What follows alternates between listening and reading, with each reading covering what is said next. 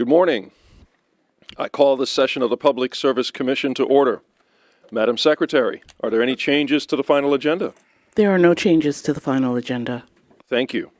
Before moving to the agenda, I would like to conduct a roll call of the commissioners. When I call your name, please confirm that you are present. Commissioner James Alisi. Present. Commissioner David Valesky. Here. Commissioner John Majori. Here. Commissioner Jenna Bright. Here. Commissioner Denise Sheehan. Here. Commissioner Radina Valova. Here. Thank you. Before we turn to the regular agenda, do any commissioners wish to recuse from voting on item 301 or 302? Commissioner Alisi? No. Thank you. Commissioner Valesky? No. Thank you. Commissioner Majori? No. Thank you. Commissioner Bright? No. Thank you. Commissioner Sheehan? No. Thank you. Commissioner Valova? No. Thank you. We will now move to the regular agenda. Our first item for discussion is item 301, case 24-M-0433, which relates to proposed regulations pursuant to the Rapid Act. It'll be presented today by Russell King with Zerai Hagos, Maeve Tuhar, Alon Dominitz, and Jason Zur available for questions. Russell, please kick us off. Thank you. Good morning, Chair and Commissioners. Before you is a draft memorandum and resolution approving the adoption of 16 NYCRR Parts 1100, 1101, and 1102 pursuant to Public Service Law Sections 3C2C, 138(1)A, and 139(1)A. On April 20th, 2024, the Rapid Act merged the Office of Renewable Energy Siting, formerly within the Department of State, into the Department of Public Service and with the former Office of Environmental Certification and Compliance to become the Office of Renewable Energy Siting and Electric Transmission, which I will refer to as the Office. The Rapid Act replaces the Article 7 and Article 10 siting regimes for major electric transmission facilities and major renewable energy facilities with Article 8. Article 8, as well as Public Service Law 3C2C, authorize the Office to establish regulations and uniform standards and conditions for permitting renewables and electric transmission. The Office may adopt such regulations with Commission approval. The memorandum and resolution before you is that approval. The Office has drafted final regulations for Commission approval. Development of the regulations was a 2-year process consisting of consultation with the Commission and other state agencies, environmental review pursuant to the State Environmental Quality Review Act, and 2 rounds of public comments. The final regulations will be codified in 3 parts. The first is Part 1100, which are the general procedures. The second is Part 1101, which are the substantive provisions applicable to renewable energy facilities. The third is Part 1102, which are the substantive provisions applicable to electric transmission facilities. Zerai will provide a more detailed discussion of the regulations. Progress towards targets of the CLCPA will require deploying more renewable energy facilities and electric transmission to deliver electricity throughout the state. The Rapid Act's objective is to accelerate progress towards meeting the CLCPA by accelerating the deployment of these renewable energy and electric transmission facilities. The memorandum and resolution before you explains that the Commission has reviewed the rulemaking and the associated documents and performed a SECRA analysis as an involved agency. It concludes that, pursuant to SECRA, the regulations provide substantial environmental benefits and minimize environmental impacts. It concludes that the Office has taken into account the views of stakeholders in developing the regulations. Finally, it concludes that the regulations further the statutory objectives of the Rapid Act. Therefore, the memorandum and resolution approves the Office's adoption of 16 NYCRR Parts 1100, 1101, and 1102, and directs the Executive Director of the Office to adopt the regulations. I'll now turn it over to Zerai for a presentation on the regulations themselves. Thank you, Russell, and good morning, Chair and Commissioners. If we could advance to the next slide, please. I want to begin by emphasizing the significant level of stakeholder feedback that was received and reviewed as part of this rulemaking. First, the Office scheduled 20 in-person public comment hearings throughout the state and 2 virtual public comment hearings following the release of these proposed rulemaking. Second, the office provided an extended 90-day time period for written comments to the proposed rulemaking, which was later further extended to 120 days in response to a request from local municipal government for additional time due to the length and complexity of the rulemaking. Third, the office examined the written and verbal comments received and spent nearly a year researching and evaluating the over 2,000 comments to the proposed rulemaking. As part of that review, and where justified, the office made revisions to the rulemaking. We received over 400 comments in response to the revised rulemaking, which led to further clarifications in the draft final rule before you today. I'll emphasize another aspect of the process followed by the office. The revised rulemaking process added nearly a year of additional time and effort to the already busy schedule of our 63-person office. Our experienced team of experts, which includes biologists, ecologists, agricultural specialists, archaeological specialists, cultural resource specialists, landscape architects, and field compliance experts, in coordination with other DPS offices, the DEC, the Department of State, Department of Ag and Markets, and other agencies, spent many long days, late nights, and weekends iterating through proposed changes and solutions. The extra effort allowed for significant and meaningful public input to be incorporated in the draft final regulations, improving both the existing standards and procedures for major renewable energy facilities and the new standards and procedures proposed for major electric transmission facilities. Now, before I discuss the key changes to the Article 8 siting regulations, we'll start with an overview of the current permitting process for renewable generation facilities. We are proposing to adopt a similar process for major electric transmission facilities, which will be a significant modification to the process under Article 7 if the draft final regulations are adopted. Please advance to the next slide.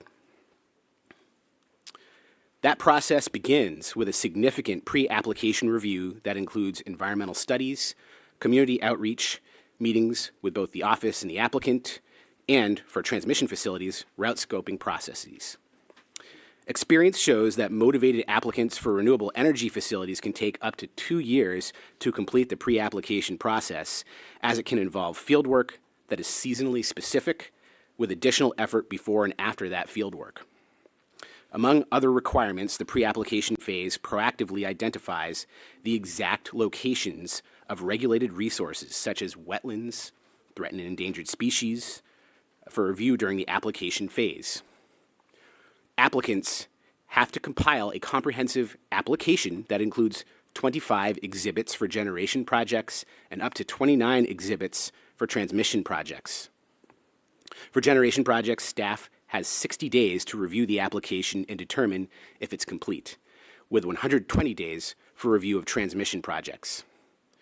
If an application is deemed complete, this results in a notice of complete application. Alternatively, a notice of incomplete application is issued, identifying those areas where there are deficiencies requiring additional information. Within 60 days of a completeness determination, staff issues a draft permit for the project, which includes uniform standards and conditions that are common to all projects, as well as site-specific conditions applicable and unique to the proposed project.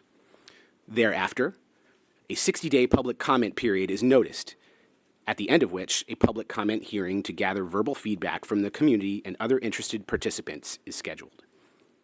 Any petitions for party status seeking to participate in the adjudicatory process are due at this time as well. Municipalities have a unique role in the process, filing a statement concerning compliance with local laws during this time frame.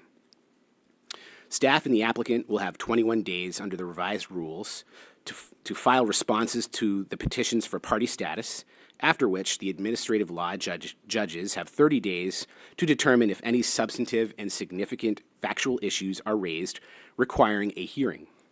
Substantive and significant legal issues can also be resolved by the judges without holding a hearing. An issue will be considered substantive and significant if it can point to missing or erroneous information that requires a change in the permit. Following any hearings or a judge's determination that there are no issues requiring a hearing, the executive director must issue a final permit within 1 year of the notice of complete application, or within 6 months if the facility is located on a repurposed industrial site such as a brownfield. Please advance to the next slide. The rulemaking addressed a number of significant issues and improvements to the Article 8 regulations. Some of the more noteworthy aspects of the rulemaking are summarized on this slide and include revisions to the pre-application procedures. Pre-application tends to be the most time-consuming phase of the ORES process, and the office received a number of comments requesting more focus on streamlining the pre-application stage. In response to this feedback, the office has introduced a number of improvements to the pre-application phase. In general, applicants have the opportunity to forego certain field work by assuming the presence of resources. This could increase the mitigation costs but allow projects to complete pre-application sooner, if not constrained by the time of year requirements. Wetlands regulations have also been updated to reflect DEC's revised wetlands regulations and to recognize that wetlands may already be impacted by legal activities, such as farming operations, and that there may be opportunities to prevent additional harm or even improve the wetland function through our siting process. Our staff have also been working closely and collaboratively with DEC on the Threatened and Endangered Species Mitigation Fund. DEC has issued regulations implementing the fund, allowing implementation for required mitigation to threatened and endangered species from ORES projects. Finally, it should be noted that the transmission procedures shift more time-consuming field surveys to later in the application process review and thus result in a shorter scope during the pre-application phase for transmission facilities. The revised rulemaking issued last October added standards to help clarify reasonable alternative routes, the required information by parties who propose alternative routes, and the procedures for late-raised alternative routes. The revised rulemaking also expanded the topics applicants must discuss with local governments during their pre-application meetings, including early negotiations for host community benefit agreements, and requiring more information be included at the time of application filing regarding those negotiations. This rulemaking also transitions the Article 8 regulations from the DEC's potential environmental justice area definition to the CLCPA compliant definition of disadvantaged communities. The revised rulemaking further clarifies the noise standards in the regulations, including clarifying details regarding existing procedures.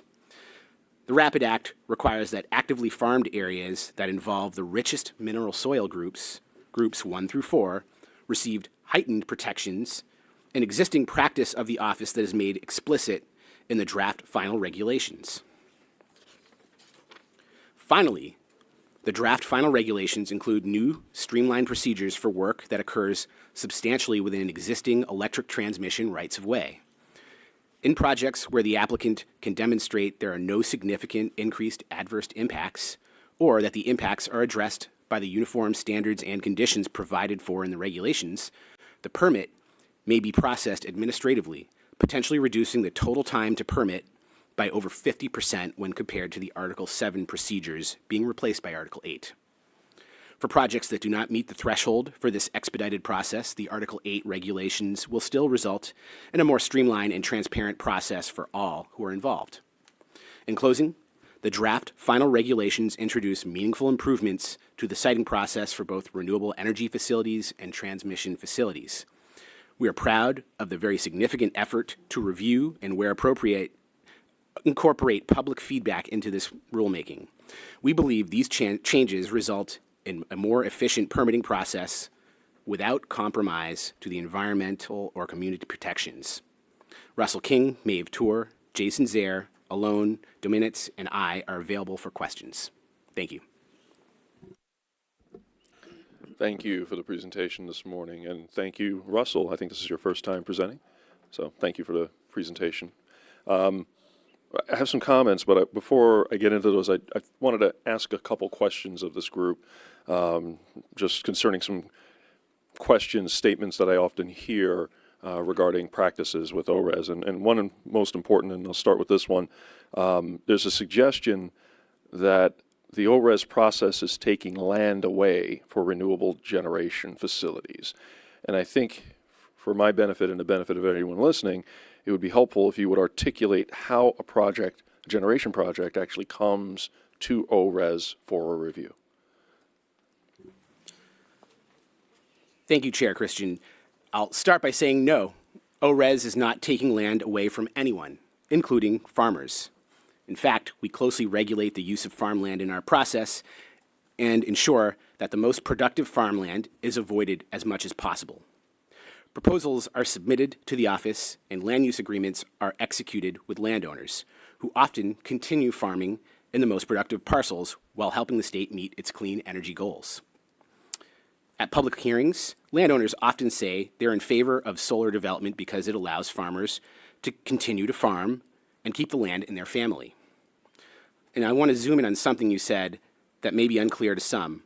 Projects come to ORES. We are not out identifying land and doing the development ourselves. We are reviewing applications that are submitted to us by willing landowners and developers.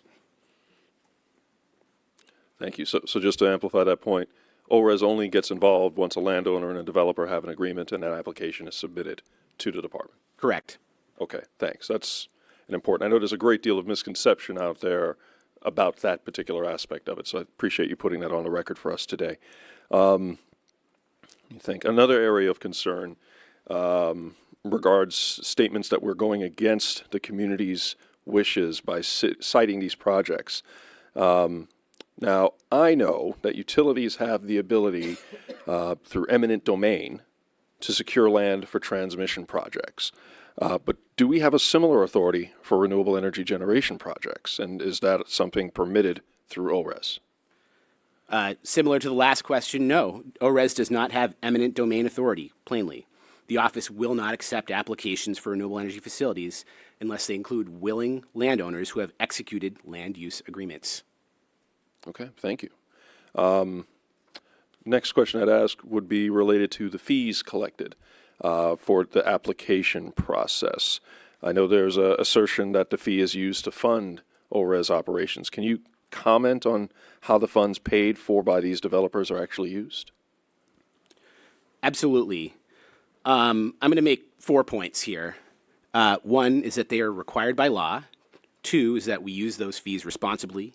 3, that this is a common practice. And 4, it limits waste. Let me unpack that a little. They're required by law. The statute says we must collect these fees, and it defines what they are. There are 2 fees. One are local agency account funds, and these are used by the local governments and potentially other interested parties to hire experts and attorneys to help them review the application and to assist them in engaging in the ORES process.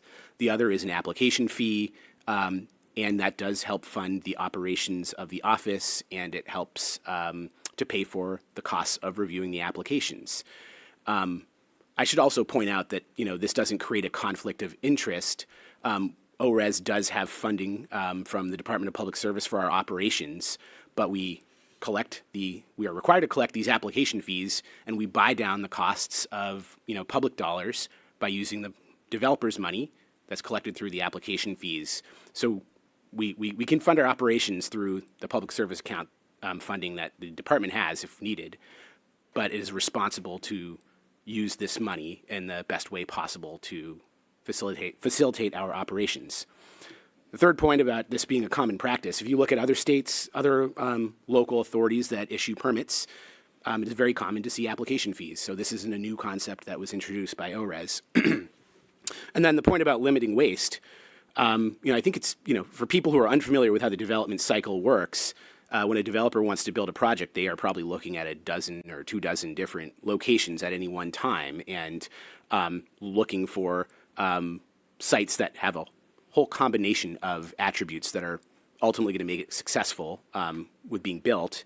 And having a modest fee at the time of application imposes a burden on the applicant to avoid sending us frivolous or highly speculative applications. And this does happen in all kinds of application procedures with large power facilities around the country. It's a problem that the queues get really clogged up and congested by speculative projects. These application fees mitigate that practice to some extent and avoid wasting the state's resources, local communities' resources on reviewing projects that are not very realistic. Okay, appreciate that overview. Thank you. Last question, I promise, for today at least. There's also concerns have been raised to me that the process is a fait accompli. It's effectively a rubber stamping. That by the time a developer shows up, it's pretty much guaranteed an approval is what's going to happen at the end of the process. Can you speak? You highlighted in one of your prior slides the process itself, but can you speak to what happens, the number of permits denied, or just the denial process? What happens after a project is denied? How does that typically work out? Well, I'll just say regarding like the rubber stamp comment, we frequently hear the exact opposite sentiment from applicants and investors who are engaging in this type of development from around the country. The truth is that ORES has developed an extremely comprehensive application review process that holds developers accountable, successfully limiting environmental and community impacts while also having issued 29 permits for major renewable energy facilities in the last 5 years through a process that achieves those high environmental standards in a more efficient and transparent process compared to the process that it replaced, Article 10. We say no and we say redo this frequently to applicants. And I think of the Article 8 process as a pyramid that eliminates poorly cited projects as early as possible to avoid wasted time and effort for all who are involved, a theme I touched upon with the application fee just a moment ago. This cycle starts at the base of the pyramid where our clearly defined uniform standards and conditions inform the market exactly on how the impacts are going to be evaluated and allows them to determine as they're prospecting different parcels of land across the state, which ones are better suited for development and which ones are not. So the clear publication of uniform standards and conditions in the regulations directly allows the developers to eliminate bad projects before they ever come in. Say the next layer of the pyramid is the pre-application process, which I spoke a bit about in the presentation. It's a very rigorous and robust process where habitat surveys for threatened and endangered species are conducted. We issue jurisdictional determinations for wetlands, and there are cultural resource studies that identify features of a property that must be avoided. This is an iterative process where the design of the project changes as the applicant, working with the office, identifies sensitive habitats, wetlands, archaeological resources, and areas of historic importance, causing them to reconfigure facilities away from those protected resources. Each adjustment to the design, moving facilities away from regulated resources, is a form of the office and the Article 8 regulations saying no to that facility in that specific location. Moving on to the next level of that pyramid, it's the time of application filing. And to date, each application submitted to the office has been turned away at least once through a notice of incomplete application.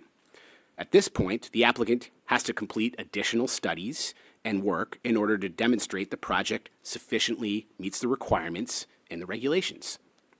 And I don't say this with a sense of pride.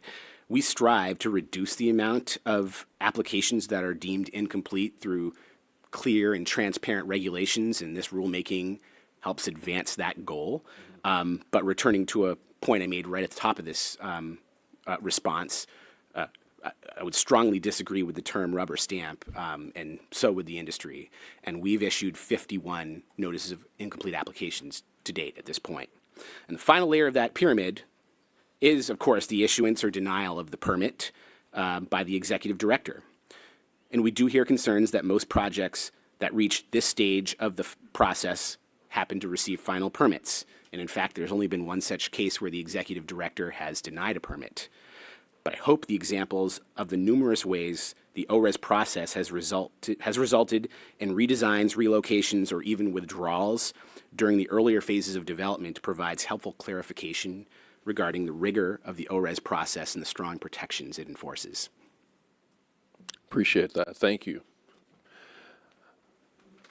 So, when ORES was established in 2020 through legislation advanced by the executive and enacted by the state legislature, the goal was to develop regulations that would expedite the permitting of renewable energy facilities and advance the targets set forth in New York's Climate Act. And the legislature, in passing the RAPID Act in 2024, expressed an intent that these matters be addressed through coordinated, expert-driven processes. And I would say you've clearly articulated and described that both in terms of the nature of the staff and the processes established. One thing I want to make clear, expedite doesn't mean doing less. And you've made it very clear that the new regulations actually will require additional work in most instances. Particularly, we are now going to assume the likelihood of harm of wildlife as a default condition and proactively take steps to avoid, minimize, and mitigate negative impacts. So, put another way, instead of waiting a year or potentially more to determine if threatened or endangered wildlife in an area would be negatively affected, we just assume they would. And I think that is an excellent advancement towards ensuring environmental protection as a priority, aligned with meeting our climate goals. We're not willing to sacrifice one at the expense of another. So I applaud you for making this change and making these rules more stringent in that regard. Now, as you've stated, ORES is comprised of professionals with deep expertise in environmental science, land use, engineering, and other disciplines, all of whom have dedicated their careers to navigating complex intersection of infrastructure, development, and environmental stewardship. And I know they work closely with their colleagues at the Department of Environmental Conservation, the State Historic Preservation Office, Department of Ag and Markets, and other venues to scrutinize applications as well as coordinate field compliance and inspections. And that work is going to continue as part of this. That remains unchanged, as I understand it.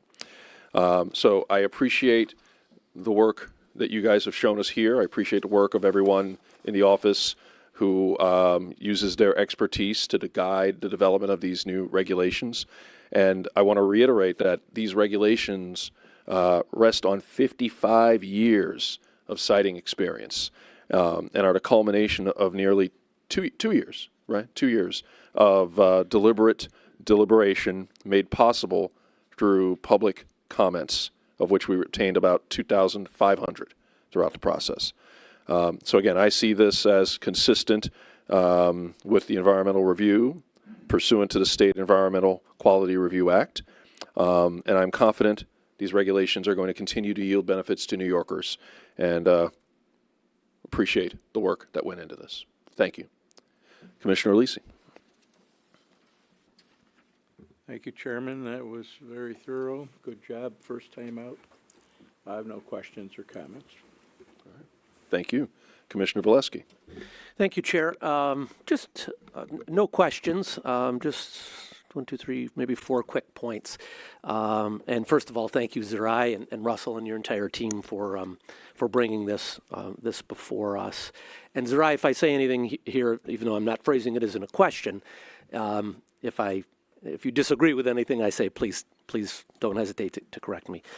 The first 2 points I just wanted to make follow up on a couple of things that Chair Christian raised in his questioning, and I'm not sure which layer of the pyramid you had responded to one of his questions in regard to something required by law, which not only is that true, and it may go without saying that all of this, right, is required by law. In fact, you wouldn't be here today but for the RAPID Act and everything that is in the statute itself. So I just kind of wanted to reiterate that as laws go, it was a highly prescriptive statute, and to the degree that there are those out there that may think that the office is off doing their own thing, that most certainly is not the case. You are following the RAPID Act and have been, and this entire process that has led you here today has followed the statute. Second thing, again in response to a question from Chair Christian, I just want to take a moment in regard to the protections that again, back to the statute, but also to the heightened attention that under your leadership you gave, the protection of mineral soil groups 1 through 4. I mentioned that I had an opportunity in a previous life at the Department of Agriculture and Markets as a deputy commissioner there to oversee the initial drafting of those rules a number of years ago now, and just wanted to acknowledge how important that is, and also to acknowledge the efforts of my former colleagues at the department, Commissioner Richard Ball and his entire team, who do an outstanding job in their mission. And I'm pleased that you have transferred that to and enshrined that in these rules and regulations. 2 general comments, just in regard to the time that this has taken. The law passed now almost 2 years ago, I guess. 3 years ago. 2. Some might say, some on one side of the issue might say, what took you so long? I happen to think that in this case, the additional time that you took, the additional year, I believe, Russell, you indicated, in terms of far more public hearings than were necessary by the statute. Not 1, but 2 additional extensions of time. 1 in regard to, I think you indicated, concerns that a local government had raised about not having enough time to respond. So I appreciate that.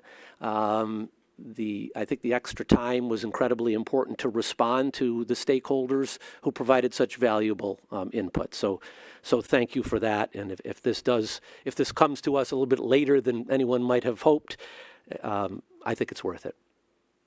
And final point I just want to make, Russell, as you indicated, the law itself, and while that isn't necessarily encompassed in these rules and regs, the law first and foremost transferred the office from the Department of State to the Department of Public Service.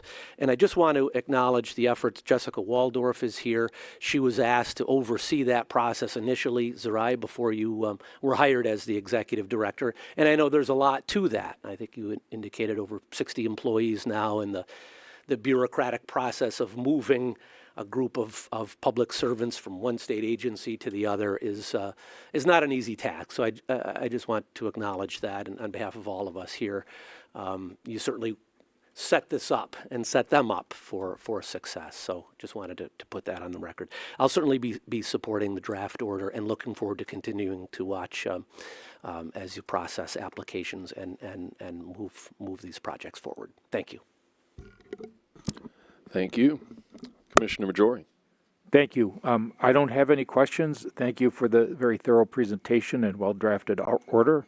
Also, thank you for answering the chair's questions. I think he touched on most of the concerns that I'm aware of or I've encountered, and I thought your answers covered all the bases. So I will be supporting this item. Thank you. Thank you. Commissioner Bryant. Thank you, Chairman, and thank you, Zerai and team, for bringing this to us. And as everybody has said, so much dedicated and amazing work over 2 years. I truly appreciate and value your responsiveness to the comments and taking that extra year to address all of the public engagement that was happening there. I also don't have any questions.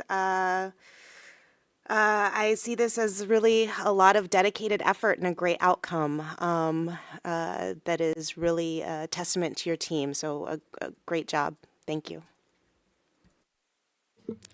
Thank you. Commissioner Sheehan. Thank you, Chair. Thanks, Zerai, Russell, the whole team. I do have a couple things I want to go over. I want to note that I did take the time to review the materials. I went through the summary of comments, which is enormous. My best to digest all of them. One of the things that we did receive a lot of comments on, and notably from elected officials across the state, was basically asking the commission not to act on these regulations, not to do the regs. So I just want to get out there on the record that that's not an option, correct? We have a requirement under the law, as stated by my colleagues already. The RAPID Act is a law, or as was established by a law in 2022. So our capability to say, no, we're not doing regs is not would be inconsistent with the law, right? So I just needed to get that out because I don't think there's an understanding that our ability to act on these regulations, again, just like your ability to do your job, is based in the law and the legal requirements that are handed to us by the state legislature. So that's what we're acting on today. Unless John Sipos tells me I don't have to act on regulations. No, Commissioner Sheehan, you're absolutely correct. The legislature enacted RAPID.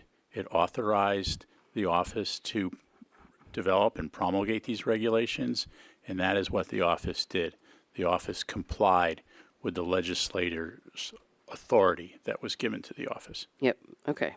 Just like I said, I wanted, because that was a lot of the comments that were submitted, it was important, I think, that we just acknowledge that and speak to that specific point. I also just want to go back to the fees issue. So paying an application fee to ORES doesn't guarantee the project's approval, correct? Correct. Okay. And if the project is denied, they don't get their money back, correct? Non-refundable. Okay. So as the chair talked about, the fee really is, and as you talked about, Zerai, the fee is really intended to offset the costs that for the state to review the applications, to allow for stakeholder engagement, and that whole process is expensive. So if we didn't have the fees, if the fees weren't paid, who would pay it? My answer is the taxpayers or the ratepayers, right? So to me, the fees that are being imposed are to ensure that the industry pays, not the taxpayers or the ratepayers. Is that a correct interpretation? I completely agree with that interpretation. Okay. So, and then the other thing I wanted to just note is that these are dollars that are paid to the state and as such are subject to audit at any time, both internally by the department's own internal audit function as well as by the state comptroller. Is that correct? Correct. Okay. All right. I just wanted to cover that as well. Okay. Now to the things that are near and dear to me, the environmental impacts of projects and how ORES interfaces with our sister agency at the Department of Environmental Conservation. I think it would be helpful, Zerai, if not asking you for a dissertation, but to just describe the consultation process that takes place between the experts at DEC and the experts at ORES to ensure that the law's intent, which is that those parts of the ECL that are required to be reviewed under ORES are still part of the process and how DEC's input is considered. I'll try to make it quick. One of the best parts of my job is having the opportunity to work with some really amazing and heavily credentialed experts within the Office of Renewable Energy Siting and Electric Transmission and the other agencies like the Department of Environmental Conservation. I really am just so blown away by the expertise and experience that they bring. They don't have to work here. They choose to work here because of the mission, the important mission of these agencies. My staff coordinate and work with the DEC on a weekly basis at minimum. We have weekly check-ins. The DEC staff in particular work closely with ORES staff to review the wildlife exhibits and the wetland exhibits in the application review. And so as the office staff is making determinations, they're working hand in hand with DEC staff. So there is a very close alignment between the experts in both agencies, and again, they're an extended part of our team, is how I would frame it. Mm-hmm. Okay. So in other words, they're not told to stand down. Absolutely not. We work very closely with them, and they provide really important an aspect of the review of the ORES applications. Okay. Thanks very much. One area that I know I had some questions on was with respect to noise and the creation of new noise standards. I understand that for the major generating facilities, we're relying on the World Health Organization standard For transmission, I'm a little less clear. My interpretation is that there are design goals set. So and I would just say, I know that the other part of this is that we expect to be issuing creating additional guidance with respect to noise, is what I understand. So I would just say with respect to guidance, that if that guidance has the force and effect of a reg, I would just encourage the office to publicly notice it and go through the process so that it's open and transparent with respect to noise. And that's all my comments. So lastly, I do just want to summarize and express my support for the regulations. I do think that it implements the Rapid Act law as we are required to do, and it's consistent with the legislative intent. I'm particularly pleased to see the change in the process, basically the front loading of the pre-application process, which encourages more stakeholder engagement, involves the local governments, which I think is responsive to some of the concerns that were raised by elected officials. So I really want to compliment the team. I know this is a really tough job, and you're often put into a position where you become a lightning rod, and I don't want to see that, because you're all people who care about your communities, who are trying to do a job that's been handed to us. So I compliment you for your dedication. I appreciate your hard work, and I appreciate the hard work that went into this regulation today. So I will be supporting. Thank you. Thank you. Commissioner Vlova? Thank you. Thank you to my colleagues for all of your thoughtful comments. I second everything that you've already shared, and I want to thank staff for the excellent job on these regulations. I feel like the regulatory process is always challenging in terms of involving voluminous information from numerous experts and taking stakeholder feedback. And this feels like it was extra involved, both in terms of time and effort. I have one question and then several reflections. My question is, Zaria, can you expand a little bit on why is it important to have the team of experts that you mentioned, people with backgrounds like biologists, ecologists, agricultural specialists, archaeological and cultural resource specialists, landscape architects, and field compliance experts? Why is it important to have such a breadth and depth of expertise? Well, ultimately, I would say you need to have experts to evaluate the very, very complicated exhibits in the comprehensive application review. Determining the presence of a threatened and endangered species, and the siting requirements that avoid, minimize, and mitigate impacts to those species, sounds simple, just avoid them completely. But establishing where those boundaries are, it requires science, right, of where they are breeding, where they are migrating from, and those are baked into both the regulations and the reviews of the process in every aspect. And, I'd say, there are so many different experts, acoustics engineers, right? When we receive an application that says a project conforms with the World Health-Based Organization noise limits that are required in our process, we don't just take their word for it. We do noise modeling, study the physics of the project, and make our own assessment, independent assessment of the validity of their studies and reports. And that's embedded in the review for every exhibit, every aspect of every exhibit. So it's an extremely complicated process. That's why, I mentioned in my presentation, pre-application can take upwards of 2 years for a motivated applicant. We think it can get down to a year if they do everything in parallel as quickly as possible. And we're happy to work with them to help them understand how to do that. But this is a very rigorous process. It's much more rigorous than I think many other states, where I think we have one of the most rigorous and protective legal frameworks in the country. And we have really talented and qualified experts to help us carry out that mission.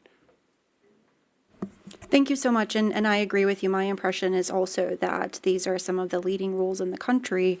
The reason I asked that question is because, and folks may have heard me say this before, one of my guiding principles is the quote from H.L. Mencken, "In God we trust, all others bring data." And I feel like not only do these rules establish a very rigorous data gathering process, but you have the staff to interpret that data and to do something with it and to make decisions with it. And I think that's an incredibly important point to make. And now, a few observations. I am a former environmental law professor. I've published on administrative law in various forms, and I want to make a general observation that administrative law governs the process by which not just this commission, but regulatory bodies develop rules and regulations. It is intended to provide a fair and transparent and democratic process for arriving at decisions. It is not intended to provide a specific result. If it were doing that, we would be ruling by fiat, and that is not what we do. Here, based on what you've described, the extensions for public comments and the length of time that you took, these full 2 years to develop these rules and regulations, it's very clear to me that there can be no question that both the regulations as well as the process they establish are fair and transparent and democratic. And I am very grateful for that. It gives me confidence that they will produce just results. I'm also grateful for all of the stakeholders who participated and put their time and effort to submit comments. I think especially since these are such complicated issues, I know that it took them a lot of time and effort as well. And we can't do our jobs without a complete regulatory record that involves meaningful stakeholder input. And so taking that together, both the proposed rules and regulations and the responsiveness of the draft to stakeholder input gives me confidence that both the regulations themselves and the process that they establish are fair and transparent and will result in a more efficient permitting process while supporting environmental and community protection. And the last thing I'll say, and it goes off of my question on expertise, I can't help but wonder what our world would look like if we had had similarly rigorous permitting processes 60, 70, 80 years ago when we were citing fossil-fired power plants in frontline and environmental justice in disadvantaged communities who didn't have that kind of voice and didn't have the opportunity for feedback. And I feel like these rules are intended to balance the interests between developers and communities and individual homeowners and the environment in a way that simply wasn't done in the past. And in so doing, they have an important role to play in addressing the legacy harm of our legacy fossil fuel infrastructure and energy system in a way that meaningfully takes in community feedback, and I'm appreciative of that as well. They have a broader role to play within the energy transition. So with all of that, I'm very grateful and will be supporting this order. Thank you. I'll now conduct a call for a vote. My vote is in favor of the recommendations contained in the draft order. As discussed, Commissioner Alisi, how do you vote? Yes. Thank you. Commissioner Valesky? Yes. Thank you. Commissioner Majori? Yes. Thank you. Commissioner Bright? Yes. Thank you. Commissioner Sheehan? Yes. Thank you. Commissioner Vlova? Yes. Thank you. The item is approved and the recommendations are adopted. Thank you, everyone. Thank you, staff.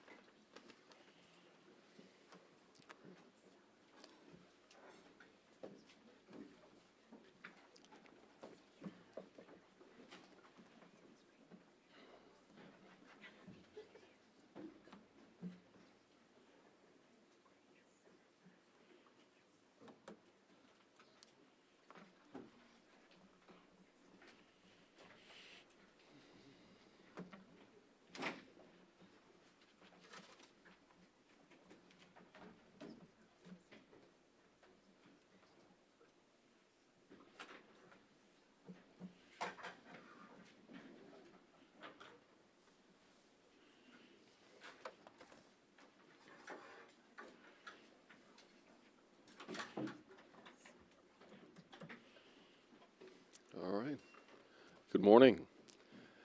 We now move to our second item for discussion, item 302, case 26-E-0045, as it relates to the Energize New York Development Initiative, be presented today by Kevin Lutheran. And I think this is your first time, so congrats, welcome. Rob Haberman, Marianne Sorrentino, Jordan Lesser, and Spencer Freer are available for questions. Kevin, please begin.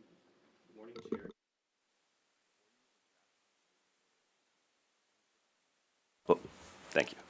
I'll start over. Before you is a draft initiating order in case 26E-0045, proceeding on the motion of the Commission to address interconnection reforms for large loads that respond to the rapidly accelerating challenge of how we integrate new, large electric loads onto the grid in a way that supports economic development, protects ratepayers, and maintains system reliability while considering the state's climate goals.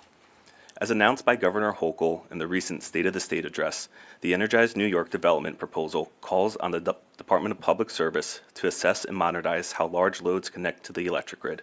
While data centers are a lead driver of recent load growth, this proceeding is not limited to any single industry or end use. The intent is to establish a framework applicable to all large loads while recognizing that certain facilities, including data centers, may need additional requirements based on their system impacts.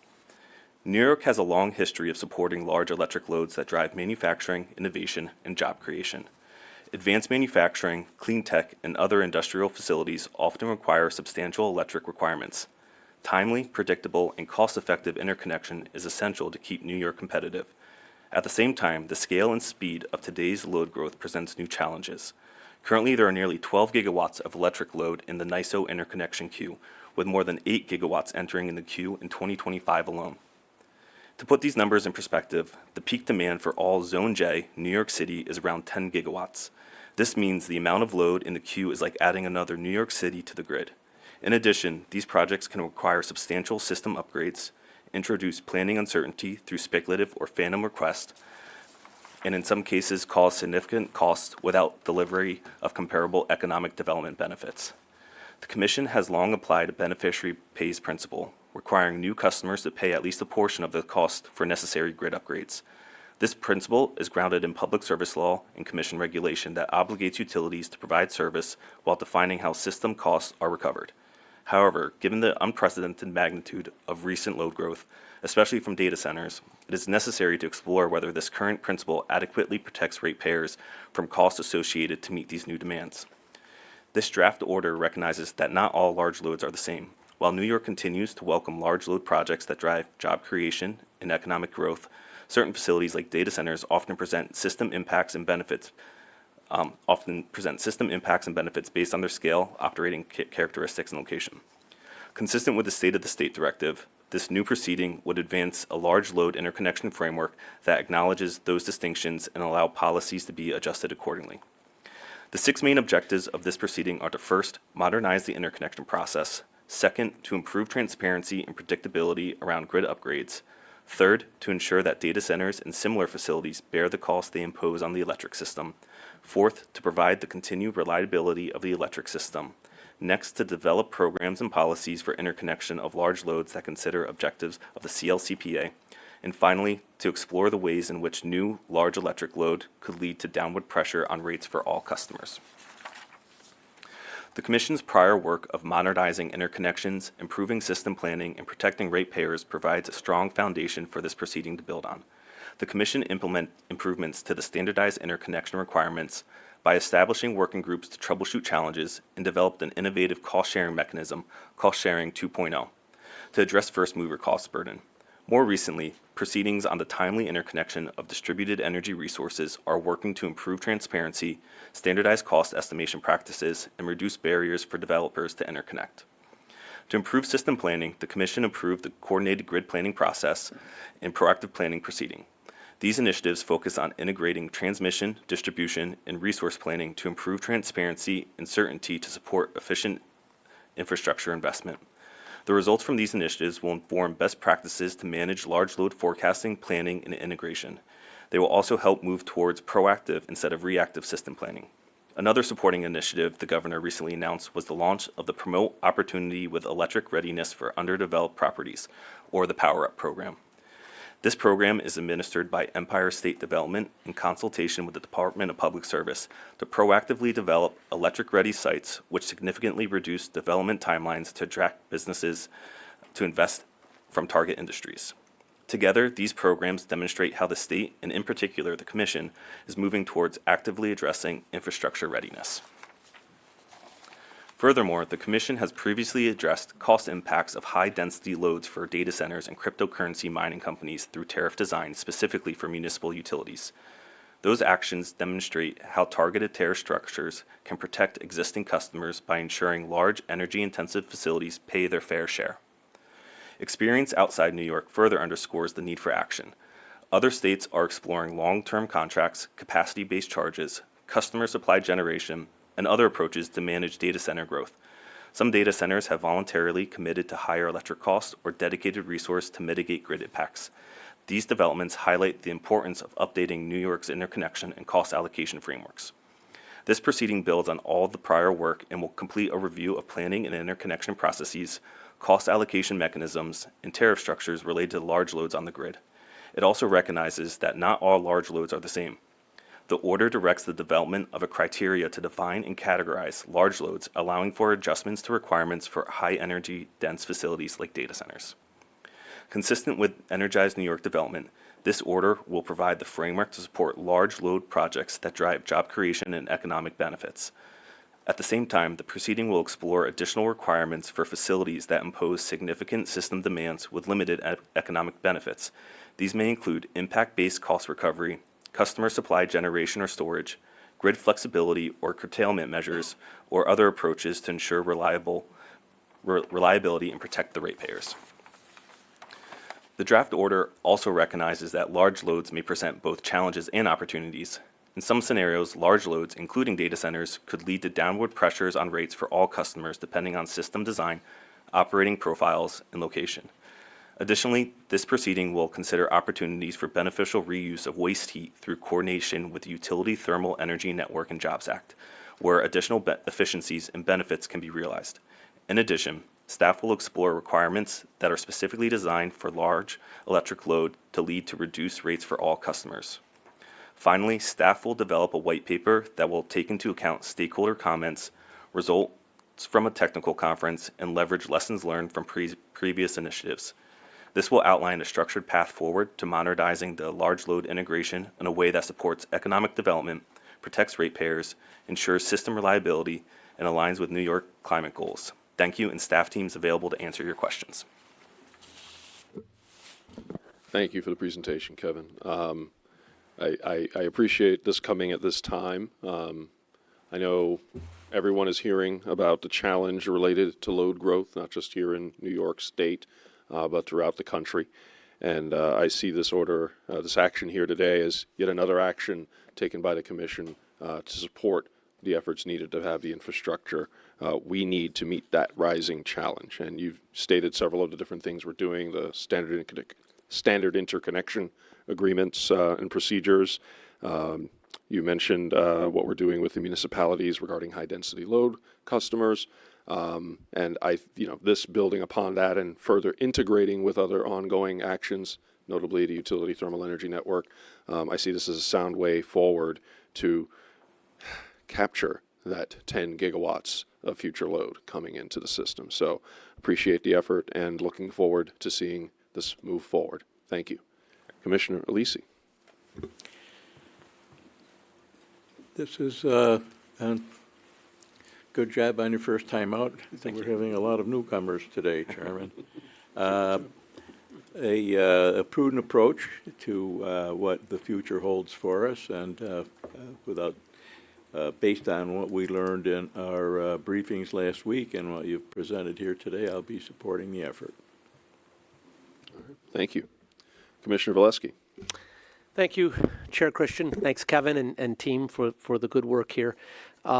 Just two issues, if I could just address two questions, I guess.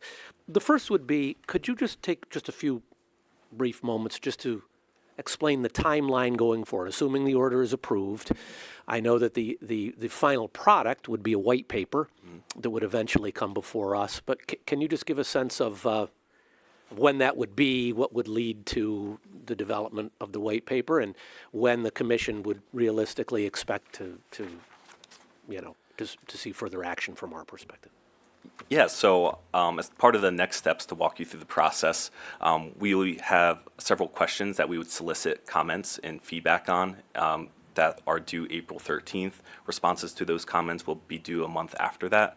That's going to be used to help inform us and provide some context around what this issue is and what we should take into consideration. As a follow-up to that, we're going to be holding a technical conference before the end of this year that will also provide those additional details and provide us guidance on things to consider as we roll out the white paper that will ultimately be due next February.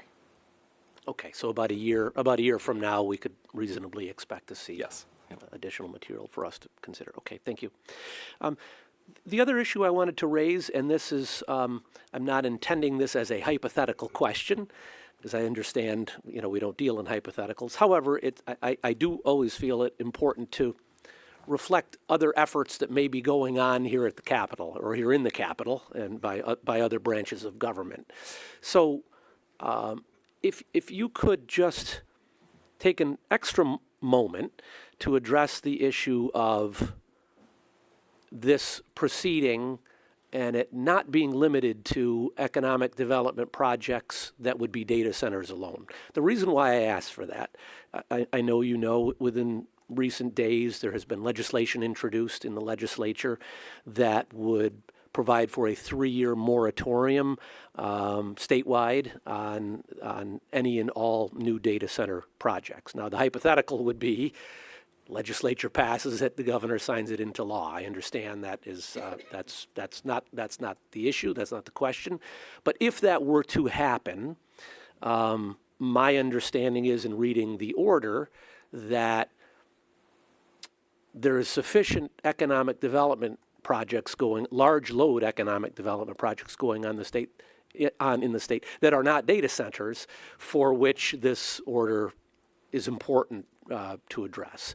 Can you just expand on that, if you could, please? Yeah, absolutely. So you're right. There's additional economic development projects underway besides data centers, whether it's advanced manufacturing, clean tech industries coming in.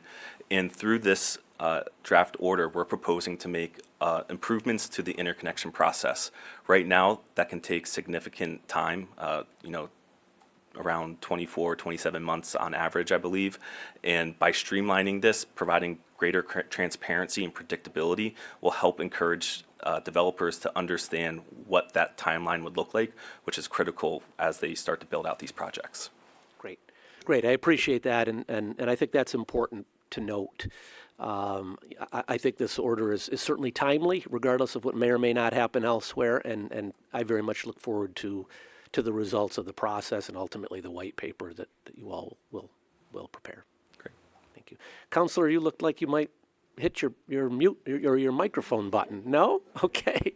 No, Commissioner, I'm just smiling. Ah, wonderful. We like that. Thanks very much. All right. Thank you. Commissioner Majori. Thank you. Thank you for the presentation.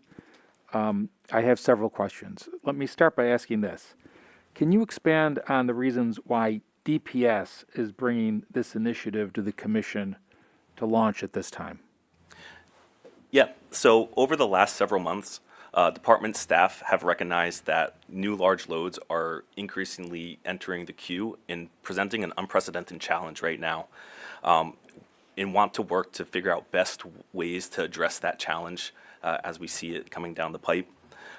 In parallel, the governor's office also recognized this work and shared the same concern that this issue needs to be addressed, similar to what other states are doing throughout the country as well. As part of the State of the State proposal, it provides us direction to evaluate these issues and also provides a regulatory pathway for us to pursue this effort. And this is following the same process that's typically done with other State of the State proposals, like Grid of the Future, that was done in 2024. Okay. Will this proceeding seek to identify all the ways customers with large electric demands, such as data centers, impact the cost for ratepayers? Yeah, large loads, including data centers, have the potential to impact the overall electric system, including upstream transmission and generation. The intent is to strive and identify what those challenges would be and figure out what the potential solutions could be available to protect the ratepayers. Okay. One of the questions that this proceeding would put out, which I think is question 8, asks in part, what additional measures should the Commission consider as part of this proceeding to ensure large load and data centers are not adversely impacting reliability or the achievement of CLCPA objectives? Does this question presuppose that large load and data centers that obtain their electricity from renewable sources make it harder for New York State to either meet its clean energy generation goals or emission goals because those renewable sources would then not be available for other customers? So that question does not assume large loads or data centers will inherently affect the state's climate goals. It acknowledges that significant new load may require additional generation capacity to maintain system reliability. If renewables are developed to meet that incremental demand, it could have implications for the availability of those resources to serve other customers. Okay. Does the same question anticipate the impact of large load and data centers to CLCPA objectives beyond its need for electricity? For instance, some large load customers also use fossil fuels in addition to electricity. Yes, the proceeding will consider impacts from large loads or data centers beyond their electric demand, including the potential use for fossil fuels for other applications. Through this process, stakeholder feedback will be important to understand the context of these issues. Okay. The order seems to distinguish between economic development and job creation value of data centers versus advanced manufacturing facilities, clean tech, and other industrial development.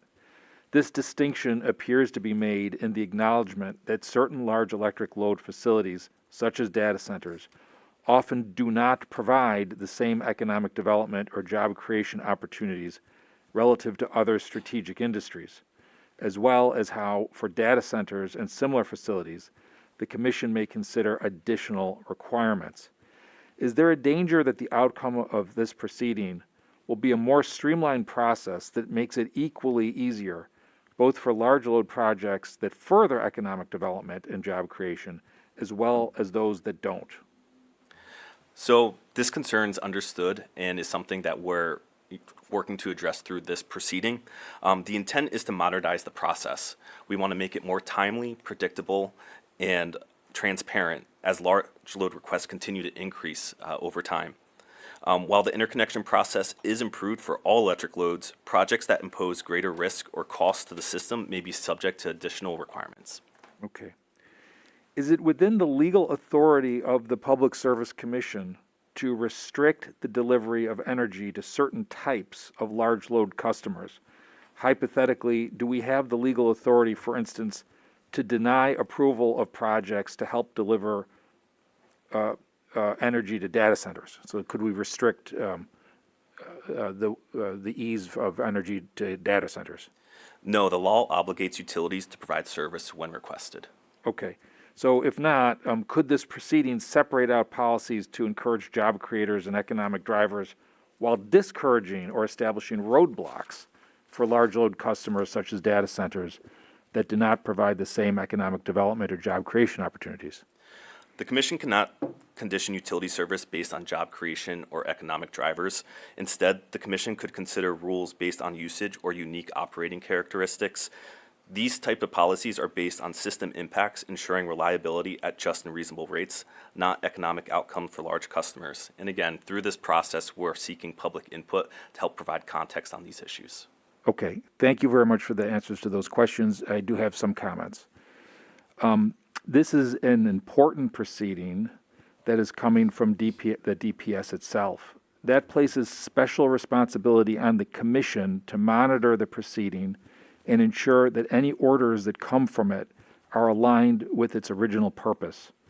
When DPS staff conducts analysis of a petition, and makes recommendations to the Commission, they are doing so as a party that is independent from the petitioner.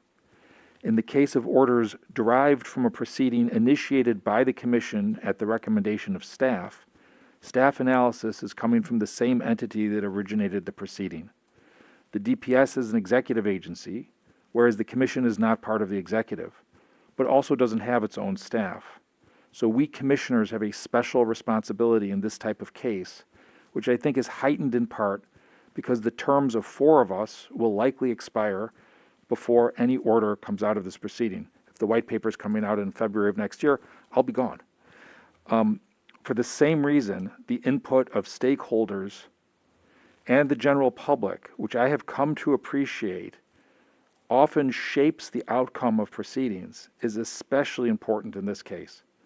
Independent analysis of facts and the law will come via the participatory nature of this proceeding. My plea to anybody who will choose to participate is to take your role seriously and, where appropriate, offer well-grounded factual and legal input while avoiding polemics. Part of our legal mandate, as you indicated, is to find a New York City's worth of energy without compromising our clean energy or emission obligations. As indicated by my questions, or at least as hinted by my questions, I am concerned that there is a tension between the stated goals of streamlining the process of bringing large loads online and ensuring that data centers and similar facilities bear the cost they impose on the electric system. I would consider it a profound failure of this proceeding if the proceeding results in the first half of that equation, but not the second. However, the risk is outweighed by the potential of that second half, which will not only be enormously beneficial to regular ratepayers, but also could be meaningful for the development of clean energy in New York State. Another reason I'm supporting this order has to do with what the Commission does not have the legal authority to do, as you clarified. As we launch this proceeding, the legislature might want to consider reviewing our legal obligations to ensure the delivery of unlimited energy to any customer, regardless of its value to the state. Also, the legislature considers such things as what Commissioner Valesky referenced, such as a moratorium on data centers, they should be aware that we cannot do that. And indeed, our obligation is to provide energy to all customers. I think this proceeding might be one of, if not the most important being launched during the time that I've been on the Commission. It is not without risk, but it has great potential for producing very positive results for New York State's energy future. So I plan to vote in favor of this. Thank you very much. Thank you. Commissioner Bryant. Thank you all. I do not have any questions. I really appreciate this order, especially the consideration of waste heat, which I think will hopefully be important. And I'm interested to see everything that comes after, including the white paper. So thank you so much for your hard work. Thank you. Commissioner Sheehan. Thank you. Great job, Kevin. Obviously, this is a huge topic. We all, some of us just came back from NARUC, which is almost every session was on large loads. And, it was interesting to hear from other states and, that may have a totally different mindset than New York. And many of them are looking at this as a huge opportunity. But I think, a couple of things I took away, and it's only the beginning, is that all large loads aren't created equal, and that if we do this right, it can really produce benefits for the grid, for ratepayers, for our economy, and we can protect the environment in the process. So I appreciate the work. I'm going to support the order. I look forward to the technical conference. I'd love to listen in, and to seeing the white paper, and as well as the next steps. And, part of me is like, we need to speed this up because the world is moving fast. And, I know there's a lot to examine here, but the more we can accelerate this review process and get the materials before the Commission, the better. I think that's it. So thanks again. I appreciate it, and I'll be supporting. Thank you. Commissioner Vlova. Thank you. Thank you for the great initiating order. I will be supporting it. I echo my colleagues' both concerns and recognition that there's an opportunity here. So if we get this right, we can create economic opportunities for the state, benefits for ratepayers, but we really do need to get this right. I'm also personally very interested in seeing some of these synergies that the initiating order notes, like the opportunity for the beneficial reuse of waste heat through coordination with the Utility Thermal Energy Network and Jobs Act. I would love to see us maximizing those kinds of synergies and beneficial use of aspects of large loads.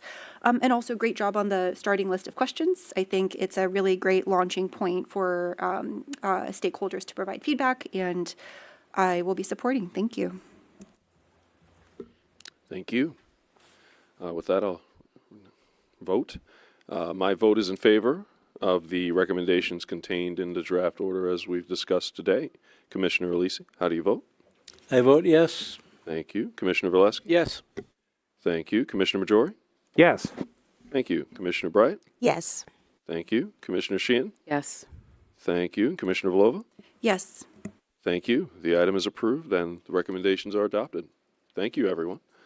With that, we'll now move to the consent agenda. Do any commissioners wish to comment on or recuse from voting on any of the items on the consent agenda? I'll begin with Commissioner Alisi. I do not. Thank you. Commissioner Valesky. No comments or recusals. Thank you. Commissioner Majori. No recusals. I do have comments on one item, which is item 264.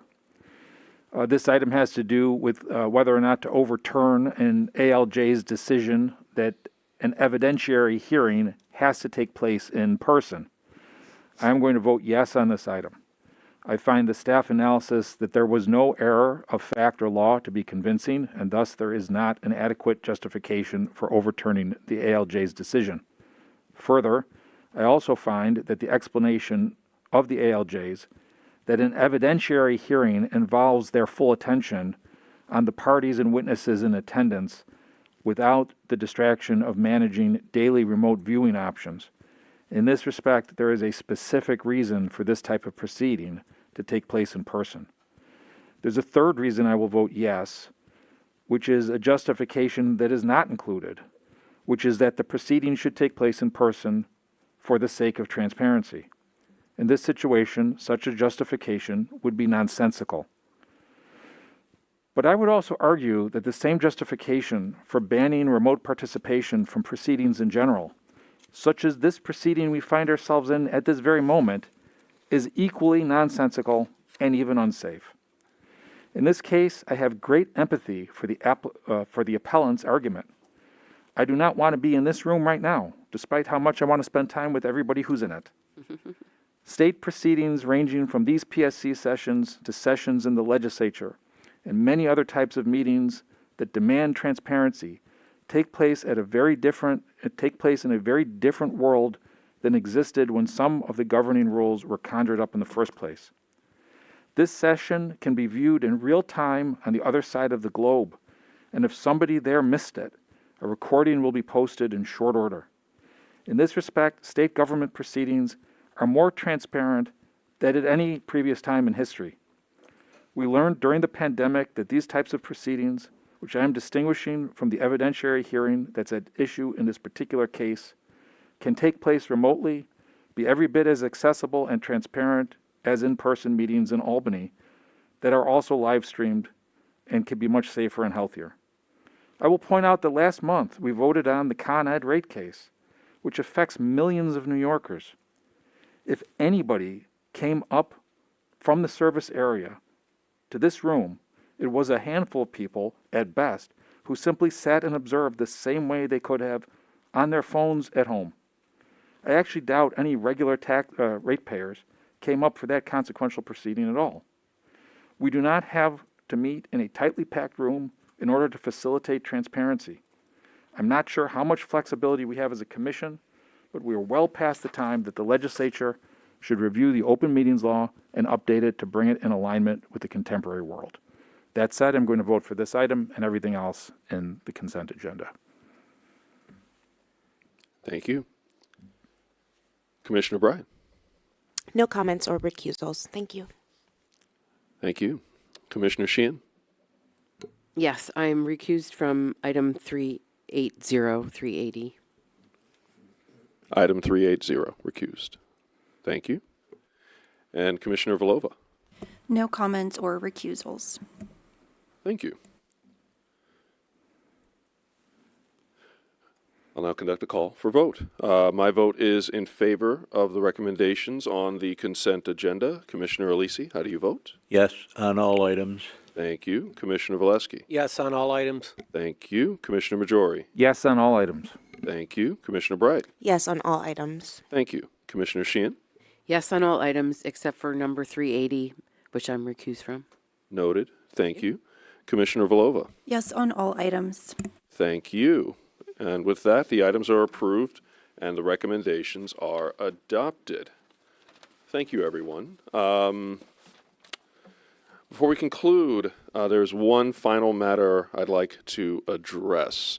Want to take the time to honor the departure of a very valued individual who has dedicated his career to the department. Someone who I admire a great deal. And will be leaving us in a few days. I'd like to honor Jim Den, who's standing there in the audience. Many of you know him.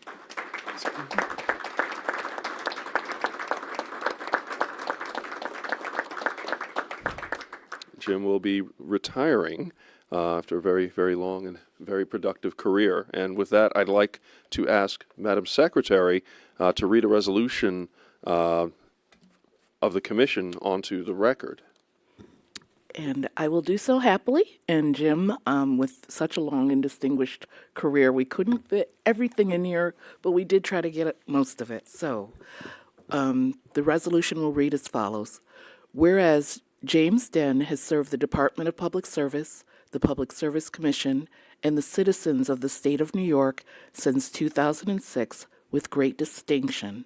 And whereas Mr. Den began his career in public service at the New York State Division of the Budget, then moving to NYSTAR, that's NYSTAR, all caps, where he advanced economic development and innovation programs. And whereas Mr. Den was appointed as the Director of Public Affairs by then Chairperson Patricia Akampora in 2006, and he brought his experience of over a decade as an award-winning newspaper reporter and magazine editor to all proceedings, matters, and issues pertaining to the work of the Department of Public Service and the Public Service Commission. And whereas Mr. Den has exemplified the role of a public servant, taking great care to provide thoughtful and thorough advice regarding every matter and issue, always striving for the right decisions, no matter how hard, and conducting his work with the utmost integrity and professionalism. And whereas Mr. Den has worked tirelessly and earned the admiration and respect of Department of Public Service staff and the Public Service Commission. And whereas Mr. Den will now have more time to spend with his wife, their children, their beloved grandson, and devote to his charitable endeavors and pursue his passion for writing and his goal of authoring a book, it is resolved that the New York State Public Service Commission expresses its deepest appreciation to James Den for his dedication and leadership in the department and his faithful service to citizens of the state of New York, as demonstrated by his unwavering commitment to the mission of the Commission to ensure safe, secure, and reliable access to electric, gas, steam, telecommunications, and water services for all of New York's residential and business consumers.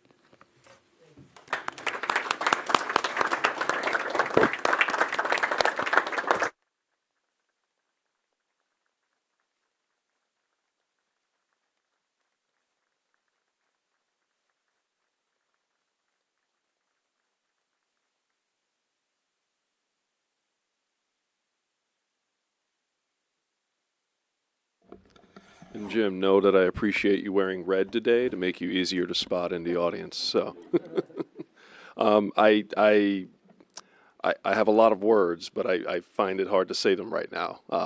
But I remember my first time meeting Jim in the office. He was the first person here at 8 something or 7 something a.m.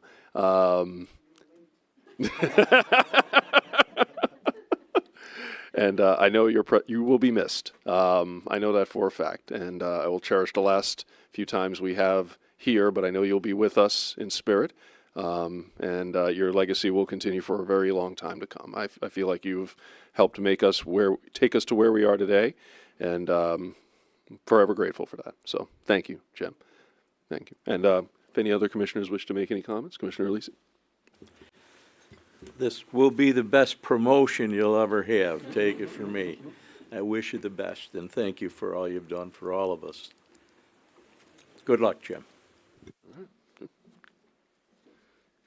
Well, Jim, I just, I'm kind of wondering who's going to unlock the 20th floor going forward once you leave, because you're there so early that I don't even carry my office key with me.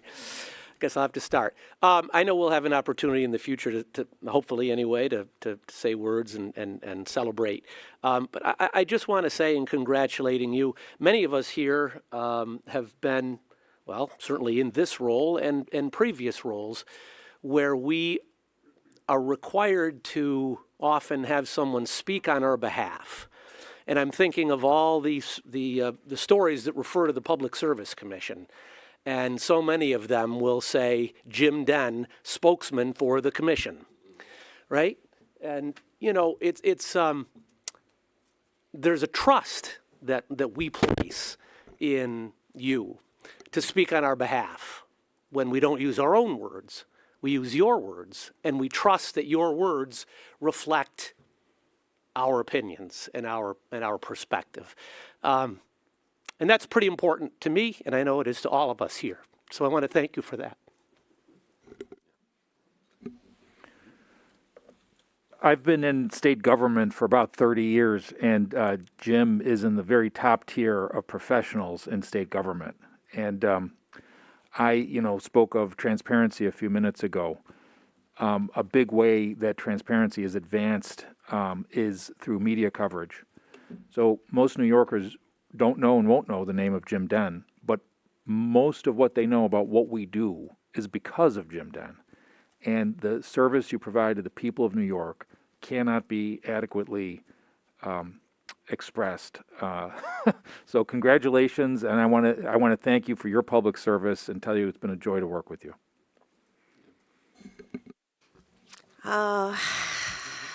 It's been so lovely. It's been such a short time that I've known you, but it has been such a joy and such an amazing experience. And I'm going to miss seeing your face walking into the office. Absolutely. That's the first thing that comes to mind. But also, you've created a legacy of excellence here, and that will continue. And I think when I first realized you were, or heard that you were retiring, I emailed you and I said something about being steady and true. And that is you, and that will continue here at the department because of you. So thank you so much, Jim. Jim, congratulations. It's been a pleasure. In my 35 plus years of a career, I've worked with many different public information officers, many different types. And when I met you, I thought he can't possibly be the director of public affairs. He's too calm. He's too easygoing. Every other PIO I know is usually hair on fire, using lots of different creative language, expressing concern about what's going on in the world. You are the most calm, even-handed, non-emotional director of public affairs that I've ever had the pleasure to work with. And I have to say it's been a real joy and a real pleasure to watch you do your work. And as Commissioner Valesky said, to speak for us. I wish you all the best in your next chapter. I know your wife, your kids, and your grandchildren are going to enjoy more time with you. And I hope you, once the summer gets here, you enjoy floating in your pool without any interruption, because you deserve it. Thank you, Jim. Thank you so much for your service, Jim. I think you leave very big shoes to fill, and I wish you a joyous retirement full of all the things that you love doing. And I want to also thank you personally. When I first started in this wonky world of utility regulation, when I was a junior staff attorney at Pace Energy and Climate Center, I never engaged before commissions before. And I will admit it now, I had no idea what I was doing, or because no one teaches you what the process is. No one teaches you in law school, certainly, what is a DMM and, how do you file comments. And I reached out to you a number of times asking basic questions like how do you do this? How do you do that? Who do you reach out to? And you were always so helpful. So I've been able to see your kindness and your professionalism from both perspectives. And again, thank you for your service. Have a wonderful, well-deserved, joyous retirement. Hear, hear. Thank you, Jim. All right. Now, that said, Madam Secretary, do we have anything else to come before us today? We have nothing further today. Okay, thank you. And with that, I adjourn. Thank you.